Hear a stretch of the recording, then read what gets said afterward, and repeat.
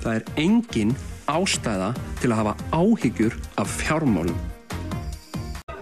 Ef þú ert að missa húsið þitt, ég meina, af hverju ekki bara að flytja heim til mömmu og pappa? Og ef þú átt enga mömmu og pappa, ég meina, þá til fullt af ókeypis pappakössum. Og það fullt af fólki út allan heim sem býr í pappakössum. Ef þið vantar pening, legðu þá bara pening inn á banka, bók og safnaðu honum og gerðu svo plötu með góðum lögum. Now we're talking. Ok, hvað þessi fjárhagslega heilsa sem ég alltaf að tala um? Ég, til dæmis, geri aldrei neitt nema ég eigi fyrir því.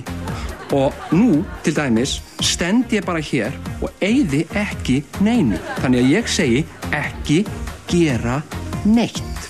Og ef ykkur vantar ný föt, þá hringið þið bara í Selmu vinkona mína og fáið ykkur belti frá 1998.